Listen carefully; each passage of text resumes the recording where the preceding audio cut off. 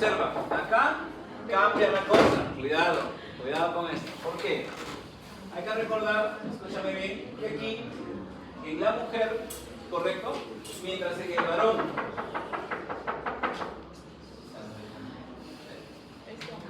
No me voy a amargar de eso.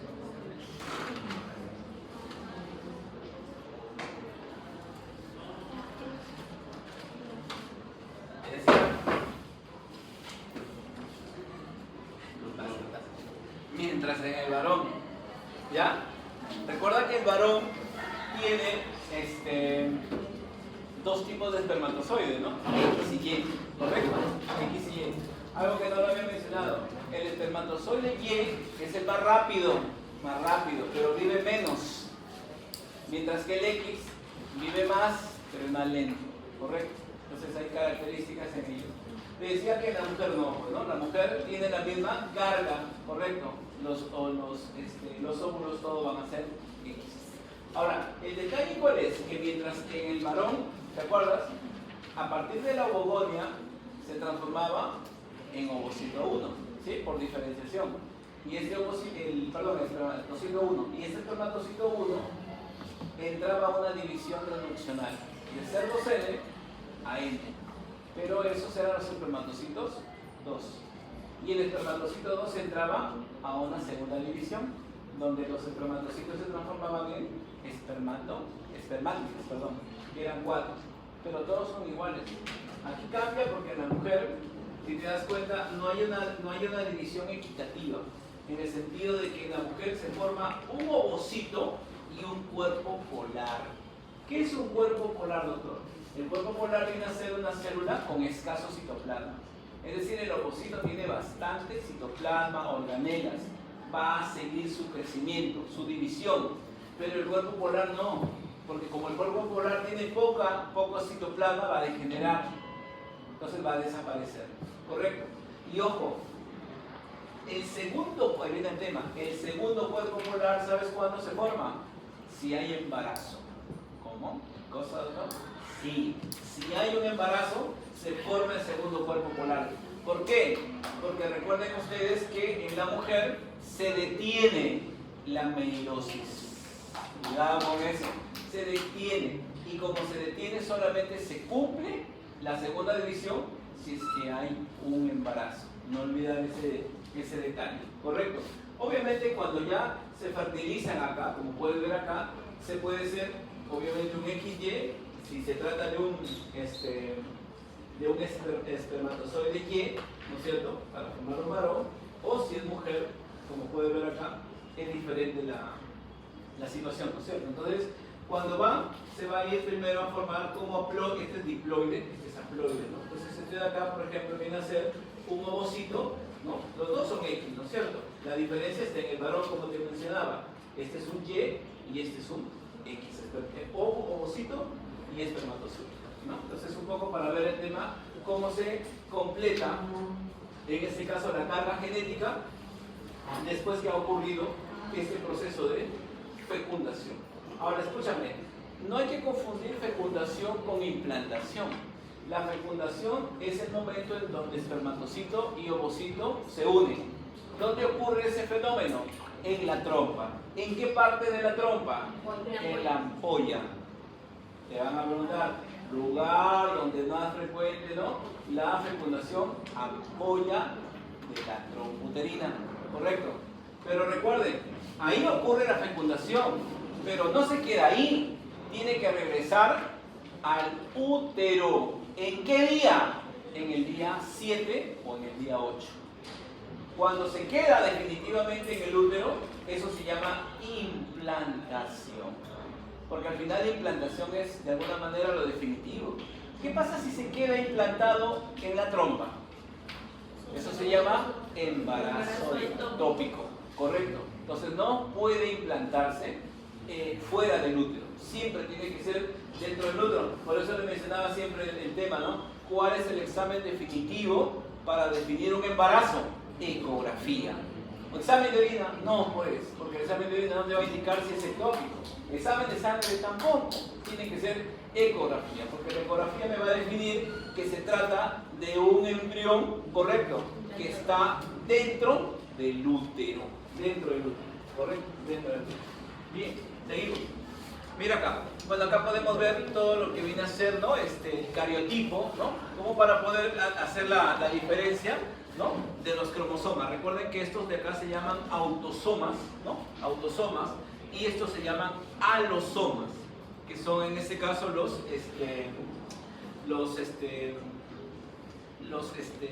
cromosomas responsables de cada género sexual. Un detalle, la mujer tiene dos cromosomas X. ¿Y qué significa eso?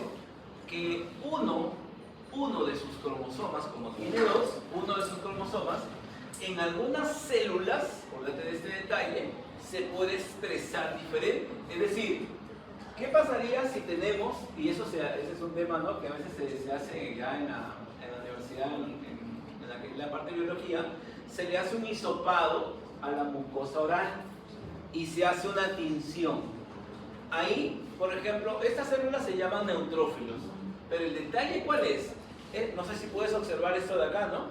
Esto es lo que se conoce como palillo de tambor, y el palillo de tambor es la expresión del segundo cromosoma X. Quiere decir entonces que a veces cuando hay el tema de la duda de qué tipo de sexo tiene, una cosa es el sexo genital, pero el otro es el tema del sexo, en este caso cariotípico, ¿no es cierto? Entonces, lo normal es que si es una mujer tenga, correcto, su palillo de tambor, ¿no? ¿Podría ser un hermafrodismo?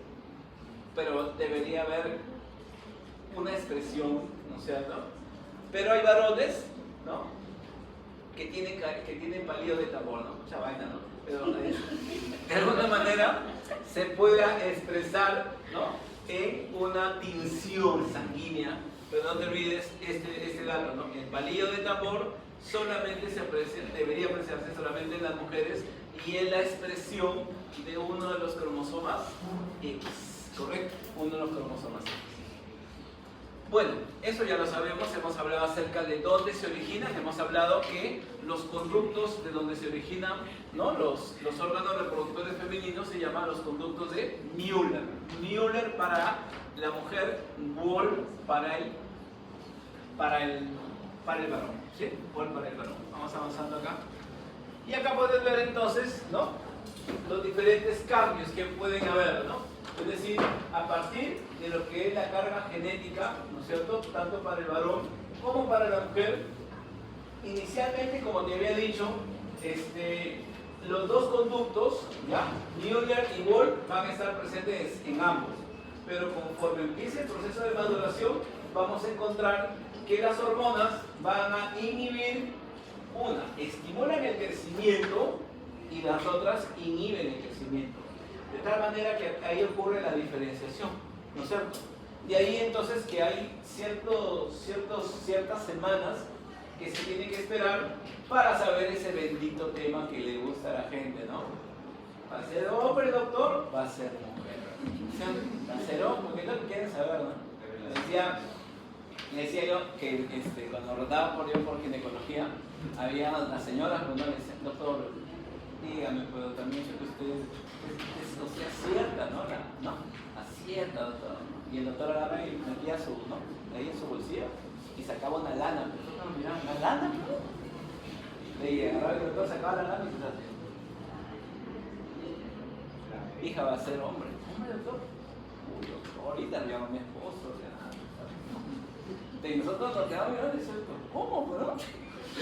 ¿Cómo? O sea, sabrá la forma de la barriga, porque tú sabes que también ese tema también se da, ¿no? Pero el tema es un tema de, digamos, de empatía.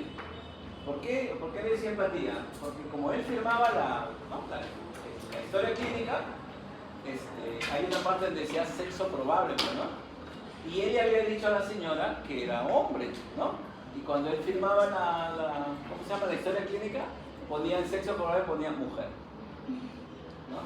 Y el doctor, pues usted no, te falta, me decía, te falta. Si es hombre, ¿qué te va a reclamar? Va a estar feliz, ¿no? Te va a hacer padrino, entonces. Doctor, pero si es mujer, te va a venir a reclamar, claro, pues, pero señora, ¿qué es acá?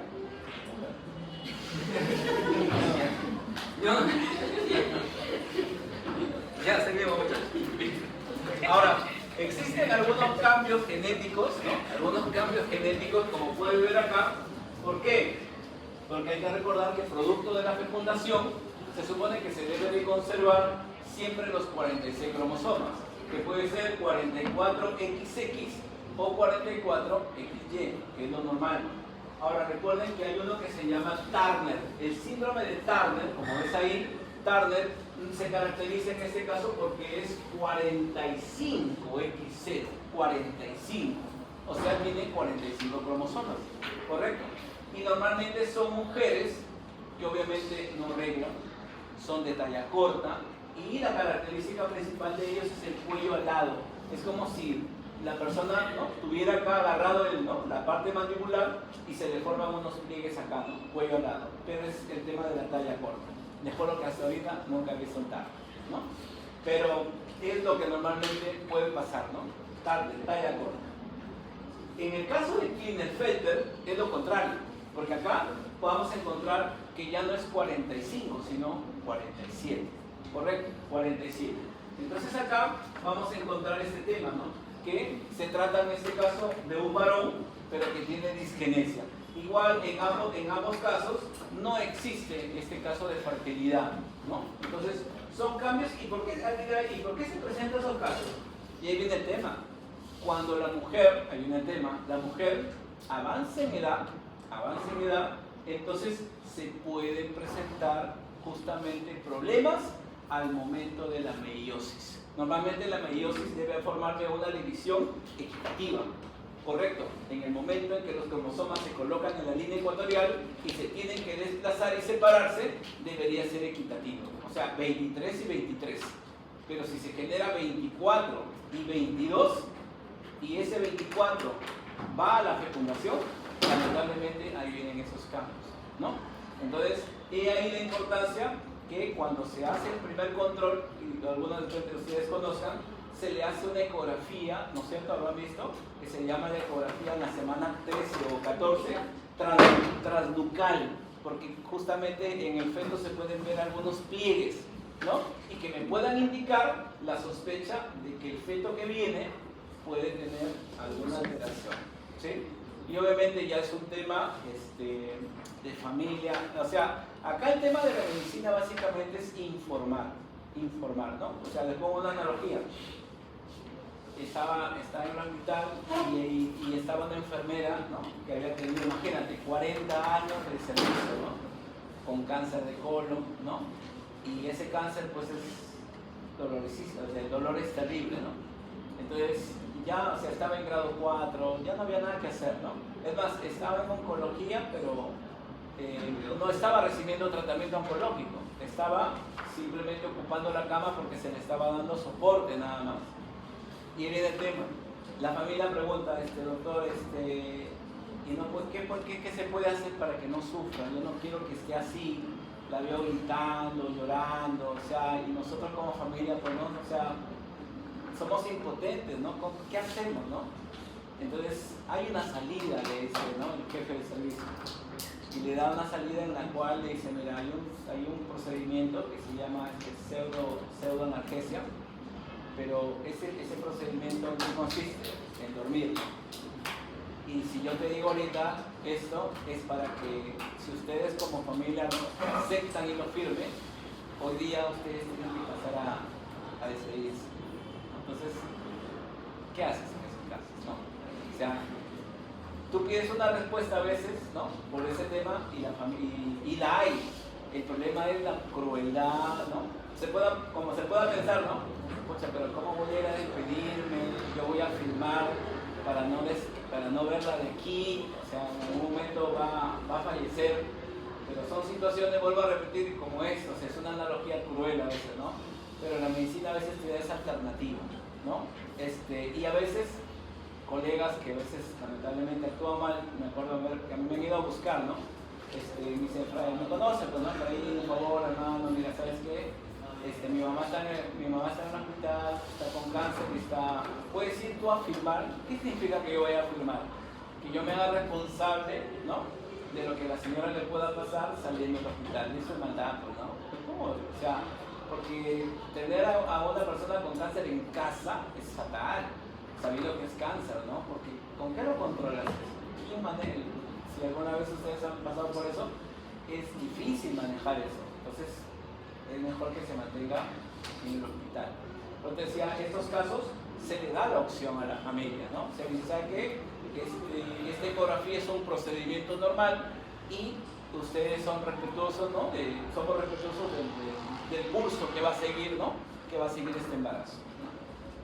Bien.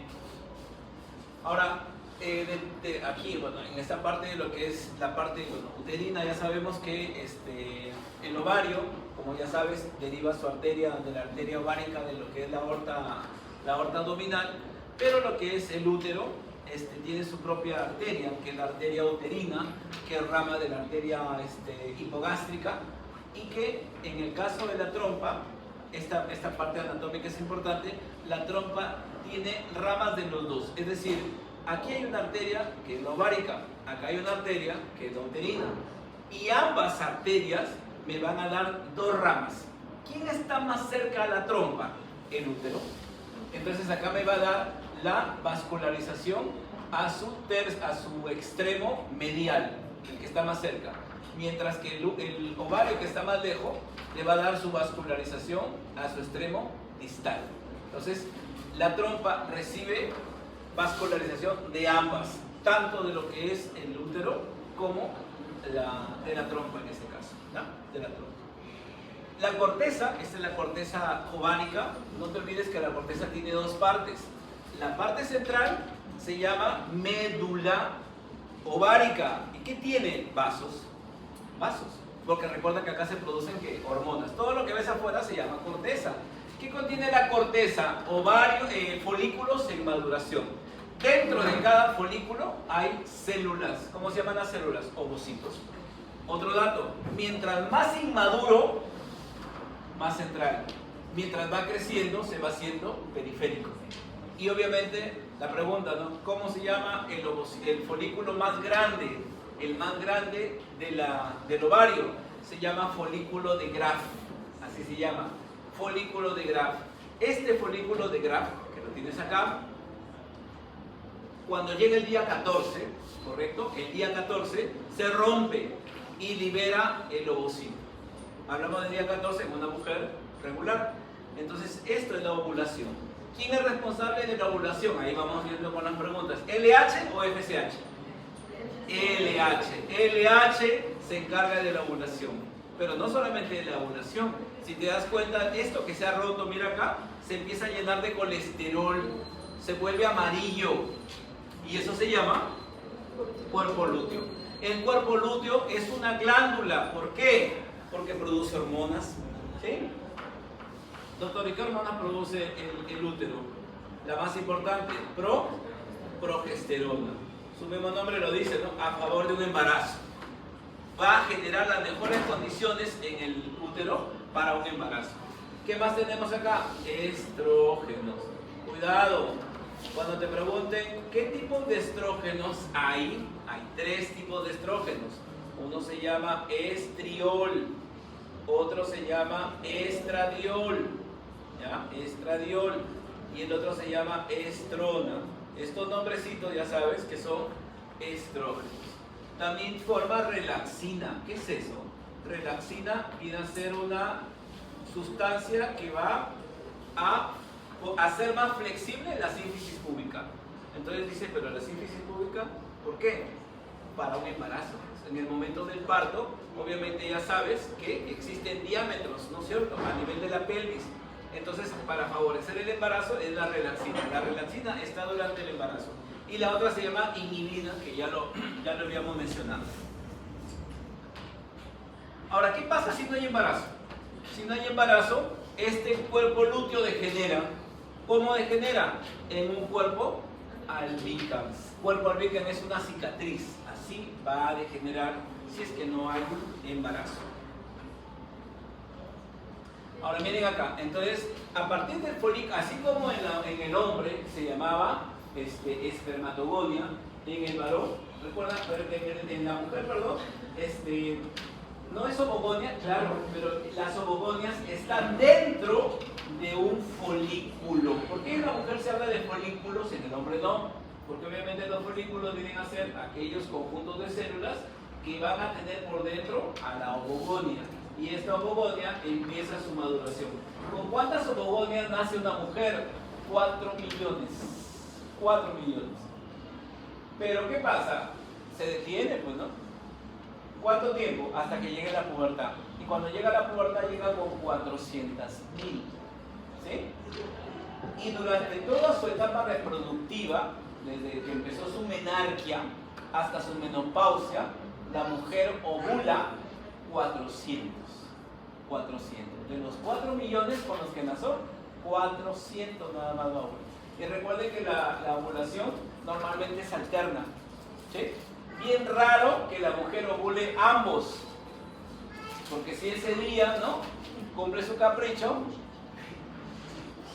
gemelo, ¿no?, liso, ahí, ¿no? Pero normalmente debe ser alternado. Debe ser alternado. Es lo normal. Se llama, doctor, ¿y qué es un folículo atrésico?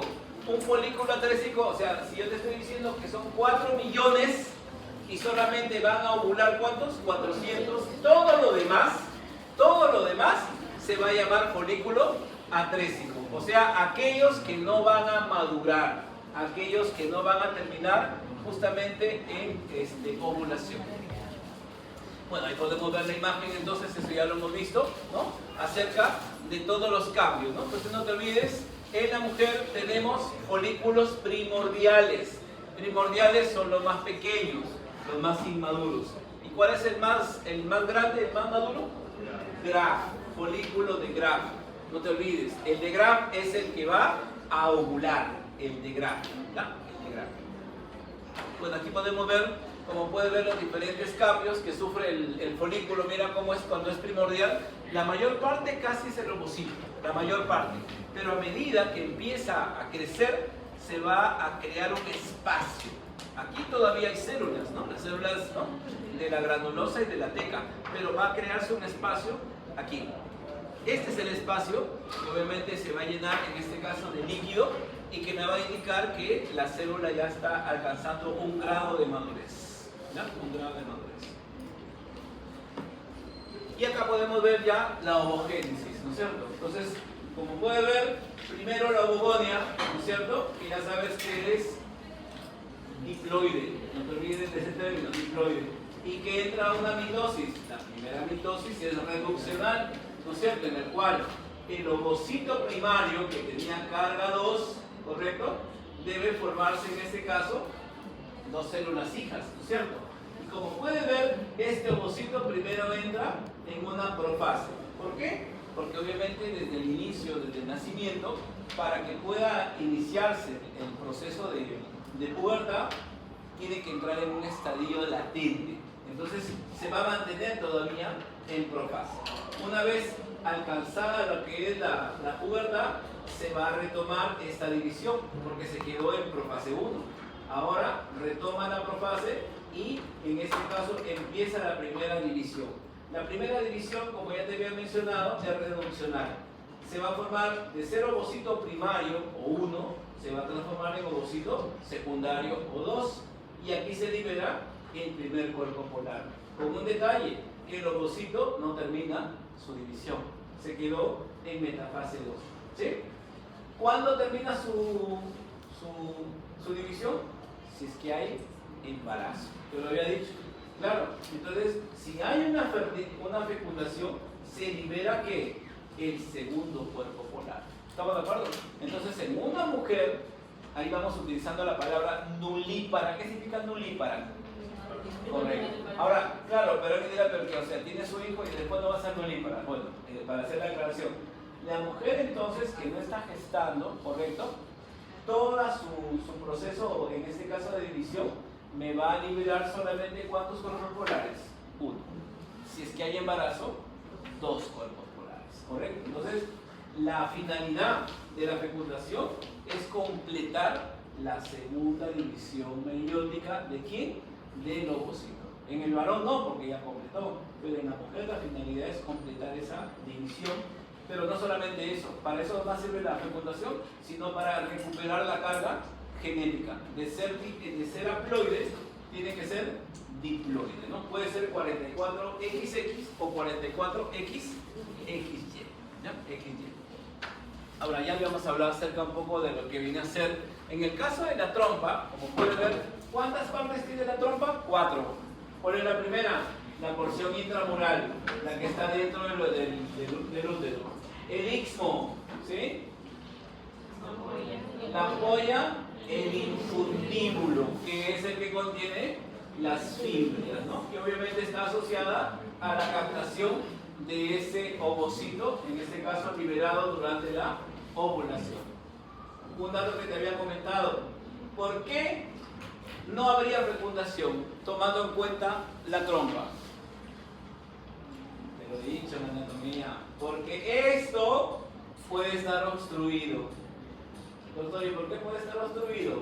Porque se han podido desarrollar varios legrados. Legrados. O sea, cuando hay lamentablemente este procedimiento, ¿no? ¿Qué pasa? Se genera un tejido, te lo dije, se llama sinequia. La sinequia es que todo esto se rellene de tejido. Entonces, cuando viene el espermatozoide, ¿cómo va a pasar? No puede pasar, no hay fecundación. Entonces, otra cosa, las EPIs. Cuidado. EPIs, ¿qué es EPIs? Enfermedad pélvica inflamatoria. Por eso le decía, una mujer cuando se le palpe el medio, ¿no?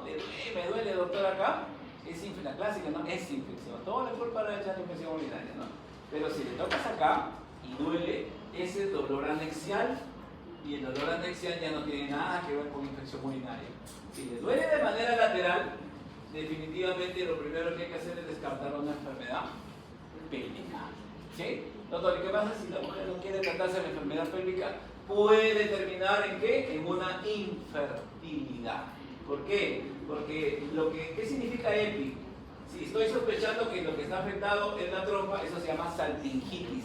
Entonces, si se inflama la trompa, entonces obviamente esto va a generar también la formación de tejido y no va a prosperar en este caso un embarazo. Bueno, acá, como ya sabemos, a nivel de lo que es el útero, ¿cuántas capas tiene el útero? 3. La parte más externa se llama perimetrio, la parte intermedia, miometrio, que es la capa muscular, y la parte más interna, endometrio. El endometrio tiene un endometrio basal, que son células en mitosis, que son células que se regeneran, y el endometrio funcional. El funcional es el que se desprende, no te olvides para el examen, es el que se desprende en cada menstruación, ¿correcto? En cada menstruación, ¿sí? Ahora, ¿cómo se llama el dolor en la menstruación? Dismenorrea. Dismenorrea. ¿Qué pasa si no hay menstruación? Amenorrea. Primera causa de amenorrea, tumor, ¿no? Tumor, ¿no? Radiación, hipotiroidismo, estreñimiento, embarazo y embarazo. ¿Por qué lo primero que piensas? Embarazo. Y olvídate. Ahora, escúchame, ¿qué pasa si la mujer menstrua más días de lo normal? Polimenorrea, polimenorrea, polimenorrea. Y si es menos, oligomenorrea, oligomenorrea. Y ahí viene el tema, causa de oligomenorrea, SOP, síndrome de ovario poliquístico. Aquella mujer que le sale leche por las mamas y no está embarazada, le salen pelitos en la cara, se le pone su cuellito negrito, ¿sí? Y no tiene hijos, no se cuida, tiene su pareja. Esa persona está teniendo un síndrome de ovario poliquístico. No es solamente que me encontraron quistes en el ovario, no, está asociado a un conjunto de cambios. ¿Correcto? Es un conjunto de cambios hablar de ovario poliquístico. Por eso es eso de síndrome ovárico metabólico poliendocrino. Claro. Entonces son cambios. Por eso que a la mujer le piden, a ver, tiene que sacarte la glucosa. ¿Por qué glucosa? No soy diabética. Sácate más, porque seguramente el problema no es que seas diabética. El problema es que tu insulina no está funcionando bien. Como no puede llevar la glucosa al hígado, está haciendo que tu glucosa se dispare, se eleve. Hoy día me llegó una señora, ¿no? Doctor, ¿por qué venimos? Doctor, venimos porque he bajado 5 kilos de peso. 5 kilos, ¿no? Y ahora miraba, ahí viene el tema que uno tiene que desarrollar, ¿no? Te tienes que mirar a la tía, bueno, la tía de reojo está, ¿no? Palteando, ¿no? Hasta que tiene que prenderse el poquito, ¿no? Algo, o sea, ¿por qué pierdes kilos? Claro, la gente se va a cáncer de frente, ¿no? En un mes 5 kilos, ¿no? Y, ¿por dónde digo? Y en algún momento viene la palabra clave, ¿no? Señora, ¿tiene seca la boca? Sí, doctor. Seca la boca. Al toque nada más. Y cuando habrá visto, ¿no? Los que conocen acá, cuando se le saca, ¿no? Con este hemoglucotés, ¿no? Para hacer una muestra rápida. Y dice error. Cuando dice error, y efectivamente, ¿no? La señora estaba más dulce que nunca. Definitivamente, ¿no? Y caballero, diagnóstico, la señora, y uno tiene que hablarle bonito, ¿no? Porque la gente se deprime a veces, ¿no? Mamita, ¿vas a comer bien? ¿De verdad, doctor? Sí, pero hay cosas que no vas a comer. Ya, ándate a la nutricionista, le pasamos su suero, pero la idea es que la persona se vaya, digamos, consciente que lo que tiene depende de ella, ya no va a depender de otra persona, ¿no? Aquí es un tema que aprende a decir que no. Yo digo porque vimos el fútbol, acá hemos recibido una comida espectacular. Sí, doctor, ya me la trae, le digo, ya te puedo apoyar en esa parte. Pero toma tu agua. Ya, doctor, ¿no? La cosa es la reír a los pacientes, porque vuelvo a repetir, cuando se deprimen es un problema. Cuando la idea es un poco que ella vaya y se socialice y sepa, ya, acá me van a atender, voy a recibir y entra un programa porque su medicación es gratuita, ¿no? Todos los meses. Para que ella, pero como te digo, a veces pasa eso, ¿no? O sea, y podemos pensar de repente en otra cosa, ¿no? Ya que seguimos. Bueno, acá estamos hablando entonces, acá, escúchame, acá hay unas arterias a nivel de lo que es el útero, en la cual estas arterias tienen una forma en la cual cuando ocurre la menstruación, lamentablemente estas arterias, como te decía, que son enrolladas, se elongan.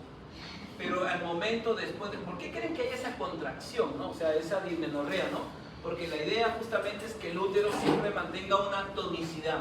El que tenga la tonicidad significa que va a controlar ese sangrado. Eso sucede también en el parto. Por eso le decía, cuando en un parto una mujer empieza a desangrarse, es porque este útero, que debe ser tónico, eso lo hace la oxitocina, no empieza a responder. Y por eso que esa hemorragia se llama atonía uterina.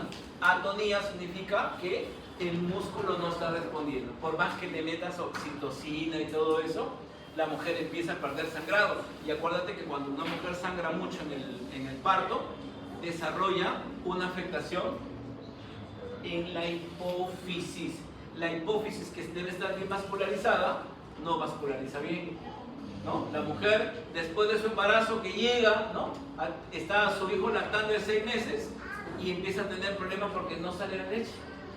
¿Por qué no sale la leche? Porque no hay prolactina, doctor. No hay prolactina. ¿Y por qué no hay prolactina? Y empieza a contar su cuadro, ¿no? Cuando se revisa la historia, la persona ha perdido, ponte, 1,5 litros de sangre, cantidad enorme. Entonces, eso de ahí se llama síndrome de Sheehan. Cuidado con esa palabra también. El síndrome de Sheehan es secundario a una atonía uterina durante el parto, ¿no? Durante el parto. Entonces, este sistema, te decía, de las arterias, ¿ya? ¿Por qué tienen esta forma? Porque justamente, vuelvo a repetirte, durante lo que es la menstruación, ¿sí? Las células musculares son perpendiculares y cuando éstas se cierran, lo que hacen es también controlar el sangrado. para eso sí. Por eso tienen esa forma, para controlar el sangrado durante la menstruación. Y bueno, llegamos entonces a esta línea, ¿no? En donde ya sabemos que el ciclo menstrual dura normalmente 28 días. Aquí, como pueden ver, hay varias fases. La fase menstrual, la mujer debería menstruar en promedio 5 días. Algunas menstruan menos, otras menstruan más, eso ya lo sabes. ¿Qué ha pasado durante esta etapa? Se ha desprendido el endometrio funcional. Ahora, pero luego de eso, como puede ver, vamos a ver en otra línea, empieza, en este caso, a elevarse los estrógenos. ¿Y los estrógenos qué hacen? ¿Qué es lo que quedaba? El endometrio basal. El basal empieza a crecer. Y eso es lo que hace el estrógeno. Empieza a estimularlo para que crezca. Pero obviamente llega el día 14. Aquí el folículo, miren, va haciendo el paralelo, el folículo de ser primordial empieza a crecer. ¿Está bien o no? ¿Y cómo termina el folículo de Graf? Y el folículo de Graf, en el día 14, libera el ovocito, ¿o no? Lo libera. Aquí ocurre la ovulación. ¿Quién es acá? La LH. Pero recuerda que esto que está acá se llena de ¿qué? De colesterol.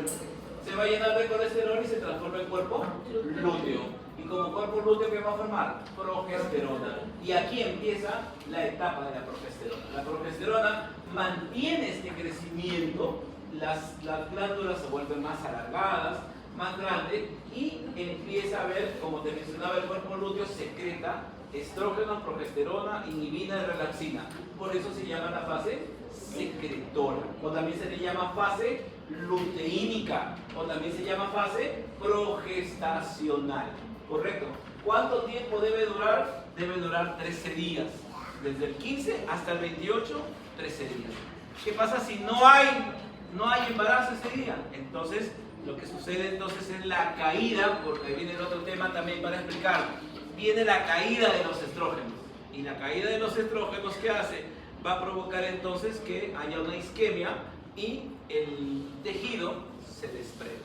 ¿Correcto? Se va a desprender. ¿Ya?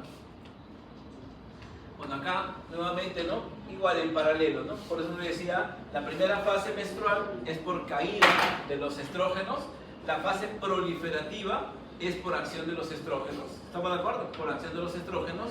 La ovulación es el día 14 y después de la ovulación viene lo que es la fase secretora, que es obviamente la fase progestacional o también llamada luteínica. ¿Correcto? Entonces, en este caso vemos el esquema de cómo ves, una cosa es el ciclo uterino que va en paralelo al ciclo ovárico. Y recuerden ustedes que a nivel del ovario actúa la LH y la FSH. ¿Qué hace la LH?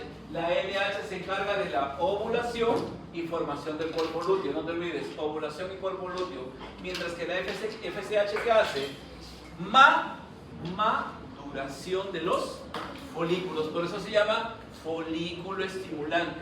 ¿Correcto? Acuérdate de eso. ¿Y por qué se llama así? Porque se encarga de la maduración de los folículos. Y alguien ya, pero ¿no había dicho usted, doctor, que también era la ovogénesis? Es que si el folículo madura, ¿sí o no? ¿Quién más madura? El ovocito. Por eso va en paralelo. Entonces, FSH, si ya lo queríamos resumir, FSH, maduración folicular y ovogénesis. Mientras que la LH se encarga de la ovulación y la formación del cuerpo lúteo. ¿Cuántos días vive el cuerpo lúteo? 13 días. ¿Qué produce el cuerpo lúteo? Estrógeno, progesterona, relaxina, inhibina. ¿Correcto? De eso se encarga. ¿Qué pasa si no hay embarazo? El cuerpo lúteo degenera y se va a transformar en una cicatriz. En el cuerpo albicans. ¿Correcto? En el cuerpo albicans. Pueden haber esto, ¿no? De ahí que esto se va regulando, ¿no? Normalmente las adolescentes van a sufrir algunos cambios porque al inicio son regulares y luego hay periodos anovulatorios, ¿no? Que son en ese caso hasta cierta edad normales, ¿no? Donde no hay ovulación, ¿correcto? Y no hay regla tampoco, no hay ovulación, en ese caso no hay regla, ¿ya? No hay regla, pero es parte de lo que es normal. Y a nivel del cervix hay cambios, por supuesto, ¿no? Ahora, dentro de lo que es la parte ya digamos, del tema de anticonceptivos, hay una forma, ¿no? Hay varios, pues, ¿no? En la cual, por ejemplo, los cambios en el espesor del moco, del cervix, también puede ayudar, ¿no? Dicen que, por ejemplo, durante las etapas extremas, el moco aumenta su viscosidad y eso impide que el espermatozoide ingrese. Pero el día 14 esto no sucede así. En el día 14 esto es totalmente acuoso, es decir, permite el ingreso. La idea, acuérdense entonces de lo que estamos estudiando, es entender cómo llegar al embarazo, ¿no? Pero a veces buscamos, ¿no?, el otro tema, ¿no? Pero acá es cómo llegar al embarazo, porque esa es justamente la finalidad de este ciclo, ¿no?, normal. Bien, esto ya lo sabes, ¿no es cierto? La GnRH, cuidado con eso, ¿no? Ya sabemos que actúa sobre la hipófisis, ¿no?, para producir LH y FSH, pero mira dónde está la diferencia, ¿no? Cuidado con esta parte fisiológica, cuidado con eso, ¿no? La FSH, pulsos lentos, y es entendible, ¿por qué? Porque la maduración es amplia y por eso necesita pulsos lentos. Pero para que ocurra la ovulación es en un día, ¿sí me dejo entender o no? Es en un solo día, por eso tiene que ser pulsos rápidos para disparar ese día y poder en este caso liberar el ovocito. Manéjalo de esa manera para que recuerdes qué tipo de pulsos son los que se van a dar ahí, ¿ya? Y acá terminamos ya con esta parte hormonal, donde puedes ver que durante los primeros días la FSH es la primera que se eleva. Y se entiende, ¿no? Porque aquí ocurre la maduración folicular. En el día 14, ¿quién se está disparando? Lo que está en naranja. ¿Quién está? LH, ¿no? Ovulación, cuerpo lúteo. Los estrógenos empiezan, obviamente, recuerda que el ovario produce estrógenos, ¿correcto? Empieza a elevarse. ¿Pero por qué cae, doctor? ¿No es cierto? Porque acá el ovario deja de formar estrógenos, pero quien va a asumir su responsabilidad ahí va a ser quien, el cuerpo lúteo. Por eso que después del día 14 el cuerpo lúteo inicia nuevamente con esta elevación. Y lo que se nota claramente es que el día 28 quien cae de manera definitiva es lo que está en verde. Por eso te decía, ¿por qué ocurre la menstruación? Por caída de los estrógenos, ¿correcto? No olvidar también un detalle, que la mujer, el estrógeno cumple un papel importante en la reabsorción del calcio. Una mujer durante su etapa reproductiva tiene que consumir alimentos, en este caso ricos en calcio, y ese calcio va a ir a una reserva. Pero ¿qué pasa si una mujer durante esa etapa no ha consumido una buena cantidad de calcio? Recuerden ustedes que pasado la menopausia, lo que va a hacer tu cuerpo es sacar calcio de la reserva. ¿Y dónde está la reserva? En el hueso. Y empieza a tomar ese calcio. Y la mujer es más propensa a hacer osteoporosis. La osteoporosis postmenopáusica se debe a eso, a que como ya la mujer no tiene estrógenos, ¿correcto?, ese calcio que consume no se va a absorber. ¿Estamos de acuerdo? Por eso que cuando a la mujer le detectan principios de osteoporosis, ¿qué le empiezan a dar? Calcio. Pero solamente calcio. También le dan vitamina D y también anticonceptivos, y como quiere mantener, no, la figurita, no quiero saber nada, no, mucha vaina, pero no, tiene que a veces consumir esto si es que ya ha habido riesgo de fracturas, ¿correcto? Entonces, ¿cuál es el mejor consejo? Que durante este tiempo de ustedes consuman, ¿correcto?, adecuadamente alimentos ricos en calcio, para que puedan tener en este caso una adecuada reserva, ¿no? Y obviamente el metabolismo ya lo conoces acá, ¿no es cierto? La GnRH en este caso va a actuar sobre la adenohipófisis para la LH, y ya sabes que la LH va a actuar sobre ¿quién? Sobre el folículo de Graf. ¿Está bien? ¿Está bien o no? Sobre el folículo de Graf, ¿para qué? Para la ovulación y la formación del cuerpo, ¿correcto? LH sobre Graf. ¿Y sobre quién actúa FSH? Sobre el folículo primordial. El primordial lo estimula, ¿para qué? Para que empiece a madurar, para madurar, ¿correcto? No te vayas a olvidar de eso. Y ahí está, pues, ¿no? En este caso, la FSH actúa sobre los más inmaduros para que empiece a haber esa maduración, y no solamente la maduración, sino también la ovogénesis. La ovogénesis, que es la formación, en este caso, de las células sexuales. Y eso que no te gusta, ¿no? Vamos ahora a la parte química, mira acá. Entonces, Igual, ya lo habíamos hablado, ¿no es cierto? Está bendito, ¿no? Ponlo de estado de WhatsApp, por favor, hoy día. Mira acá, el colesterol, por acción de ¿quién? De la colesterol desmolasa, me va a formar pregnenolona. Eso lo hemos visto en corteza y lo hemos visto en el reproductor masculino. Así que acá es lo mismo. Pero aquí, si te das cuenta, la pregnenolona ya me forma progesterona. O sea, aquí ya tengo una hormona definitiva. Listo, ¿no es cierto? Sin embargo, como puede ver acá, se puede formar que la mujer forma androstenediona, esto de acá. Claro que no, o sea, en la mujer son formas intermedias. En la mujer estos no tienen receptores, un par y el hombre, ¿correcto? Sin embargo, ahí viene el tema. Doctor, usted ha mencionado, acuérdate el examen, usted ha mencionado 3 estrógenos: estriol, estradiol y estrona. Entonces, aquí viene el tema. El estradiol es un tipo de estrógeno que se está formando a partir de ¿dónde?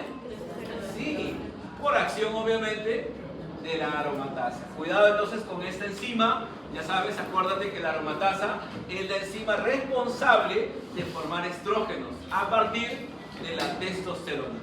Como ves acá, si es de la androstenediona, cuidado, si es de la androstenediona, se forma ¿qué? Estrona. Y el estradiol se puede transformar en estriol. ¿Correcto? ¿Estamos de acuerdo? Entonces son 3 tipos de estrógenos que se van a formar, ¿correcto? Siempre a partir del colesterol.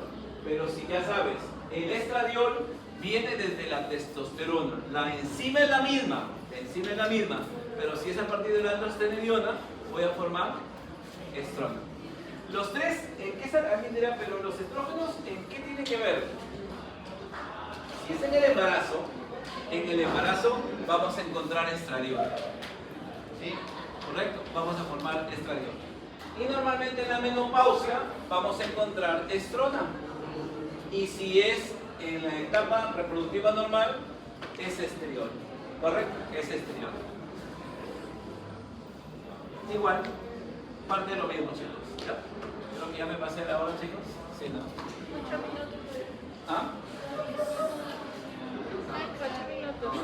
Todavía, ¿no? No debo ser aquí. Entonces, nuevamente, ¿no? En este caso, acá el colesterol, ya sabes, el colesterol LDL. Por eso, después de esas clases, olvídate del colesterol malo, ¿ya? El malo eres tú. El colesterol no es malo. El colesterol tiene una función. La función básicamente es formar células, hormonas, sexuales y hormonas de la corteza suprarrenal. A ver, de nuevo, ¿cómo se llama la enzima que actúa sobre el colesterol? Colesterol desmolasa. ¿Y qué se forma a partir del colesterol? Pregnenolona. Eso de ahí es clave. Recuerden que a partir de la pregnenolona ya se forma androstenediona. ¿Qué era la androstenediona? Un andrógeno. Y como puedes ver, por acción de quién? De la aromatasa, ¿sabían o no? De la aromatasa se puede formar estrona o estradiol. Lo mismo acá, a partir de la estradiona, de la estrona, se forma también el estradiol. O sea, en ambas células, recuerda, doctor, ¿y estas células dónde se encuentran? En el folículo. ¿Te acuerdas que el folículo es como un quiste? Este folículo tiene células.